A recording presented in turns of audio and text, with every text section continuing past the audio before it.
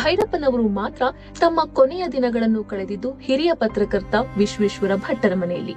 ಹೌದು, ಸರಸ್ವತಿ ಪುತ್ರರಾದ ಭೈರಪ್ಪನವರು ಮೈಸೂರಿನ ತಮ್ಮ ಮನೆಯಿಂದ ಹೊರಬರಬೇಕಾದಾಗ ಅವರಿಗೆ ನೆನಪಾಗಿದ್ದು ವಿಶ್ವೇಶ್ವರ ಭಟ್ಟರು. ಭಟ್ಟರಿಗೆ ಕರೆ ಮಾಡಿ ನಾನು ನಿಮ್ಮ ಮನೆಯಲ್ಲಿ ಇರಬಹುದೇ ಅಂತ ಕೇಳಿದ್ದಷ್ಟೇ. ಮರುದಿನ ಭೈರಪ್ಪನವರ ವಾಸಸ್ಥಾನ ರಾಜರಾಜೇಶ್ವರಿ ನಗರದಲ್ಲಿರುವ ವಿಶ್ವೇಶ್ವರ ಭಟ್ಟರ ಮನೆಯಾಯಿತು. ಅಲ್ಲಿಂದ ಸರಿಸುಮಾರು 8 ತಿಂಗಳ ಕಾಲ ಕಳೆದು ಆಸ್ಪತ್ರೆಯಲ್ಲಿ ಕೊನೆಯ ಉಸಿರು ಎಳೆಯುವಾಗ ವಿಶ್ವೇಶ್ವರ ಭಟ್ಟರೇ ಭೈರಪ್ಪನವರೊಂದಿಗೆ ಇದ್ರು. ಎಸ್.ಎಲ್. ಭೈರಪ್ಪ ಅವರ ಕಾದಂಬರಿಗಳನ್ನ ಓದಿಕೊಂಡು ಬೆಳೆದ ವಿಶ್ವೇಶ್ವರ ಭಟ್ಟರು ಬಳಿಕ ವಿಜಯ ಕರ್ನಾಟಕಕ್ಕೆ ಬಂದ ಬಳಿಕ ಭೈರಪ್ಪನವರೊಂದಿಗೆ ಒಡನಾಟ ಹೆಚ್ಚಾಯಿತು. ಅಲ್ಲಿಂದ ಬೆಂಗಳೂರಿನಲ್ಲಿ ಭಟ್ಟರ ಮನೆಯಲ್ಲಿ ನೆಲೆಸುವ ತನಕ ವಾರಕ್ಕೆ ಕನಿಷ್ಠ ಒಮ್ಮೆಯಾದ್ರೂ ಭಟ್ಟರು ಹಾಗೂ ಭೈರಪ್ಪನವರು ಫೋನ್ನಲ್ಲಿ ಮಾತನಾಡ್ತಿದ್ರು. ಸಾಹಿತ್ಯ, ವಿದೇಶ ಅಧ್ಯಯನದಲ್ಲಿ ಇಬ್ಬರಿಗೂ ಸಮಾನ ಆಸಕ್ತಿ ಇದ್ದಿದ್ರಿಂದ ಇಬ್ಬರ ನಡುವಿನ ಆತ್ಮೀಯತೆ ಇನ್ನಷ್ಟು ಹೆಚ್ಚಾಗಲು ಕಾರಣವಾಯಿತು.